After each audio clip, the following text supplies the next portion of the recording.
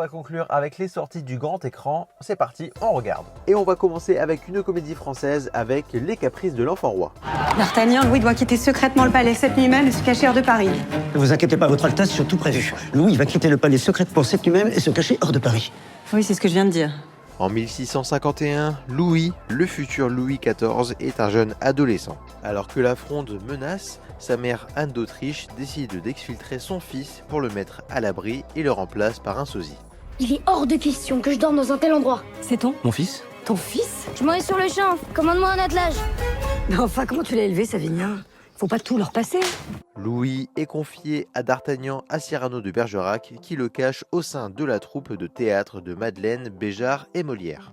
Tandis que Madeleine et Cyrano se découvrent une passion commune pour le jeune Molière, Louis découvre la vie et ses plaisirs, l'art et le travail, le courage et la stratégie. Avec Julia Piaton, Artus ou encore Franck Dubosc, cette nouvelle comédie vous attend en salle dès maintenant. Comment faites-vous, D'Artagnan, pour toujours trouver des solutions à mes problèmes?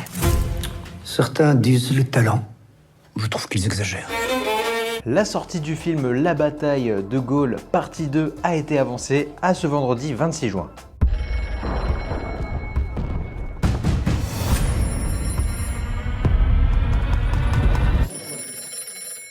Messieurs, nous savons tous ce que cela signifie.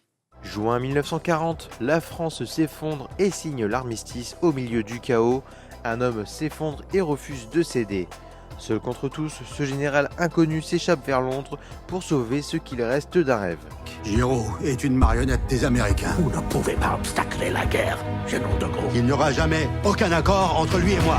I cannot deal with this crazy man. Si vous avez aimé la partie 1, la suite est disponible dès maintenant. J'incarne tout ce que les Américains détestent. Je suis faible. Et je tiens tête. Et enfin pour finir, une sortie familiale avec des mignons et des monstres. À Hollywood, les nouvelles vedettes du grand écran révolutionnent l'industrie du cinéma.